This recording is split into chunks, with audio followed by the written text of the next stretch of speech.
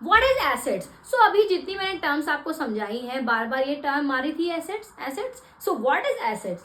Assets वो कोई भी चीज है, वो कोई भी प्रॉपर्टी है, ठीक है, जो आपको बेनिफिट कर रही है या फिर आपको फ्यूचर में बेनिफिट कर रही है या करंट में बेनिफिट कर रही है, वो आपको एसेट्स कहलाता है. ठीक है. So anything which is in the possession जो आपका है और is the property of the business enterprise, business की चाहे वो कोई प्रॉपर्टी हो, including the amount due to it from others is called an asset. वो अमाउंट भी जो ड्यू है, जो आपको बाहर वालों से लेना है, वो भी आपका एसेट्स में आएगा. ठीक है. Anything which will enable a business enterprise to get cash और a benefit in future is an asset.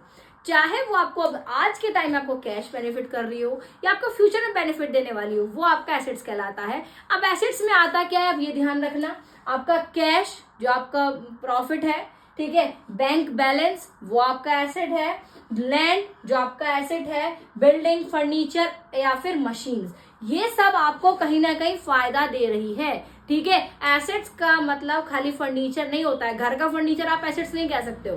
Business की बात कर रहे हैं, जो भी चीजें, जो फर्नीचर आपका बिजनेस में यूज हो रहा है, कहीं ना आपको बेनिफिट दे रहा है, कहीं ना कहीं. ठीक है. मीटिंग्स होती हैं आपकी, आपके जो भी इन्वेस्टर्स आते हैं वो बैठते हैं वहां पर, वो कहीं ना कहीं आपको बेनिफिट दे रहा है, वो आपका हो गया एसेट. या प्रॉपर्टी आप खरीद रहे हो, जमीन आप खरीद रहे हो या फिर आपकी खुद की बिल्डिंग है, तो ये आ गया आपका सब कुछ एसेट्स, जो कि आपको फायदा दे रही है, चाहे आज चाहे आने वाले टाइम में, फ्यूचर में.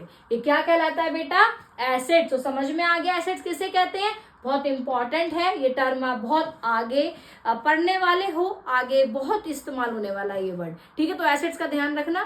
सो एसेट क्या होता है? एसेट्स जो आपको फायदा देने वाला है. ठीक है. सो आई होप आपको क्लियरली समझ में आ गया होगा. I hope you like the video, so please do like, share and comments on my videos, my dear students, and all the very best मेरे बच्चों.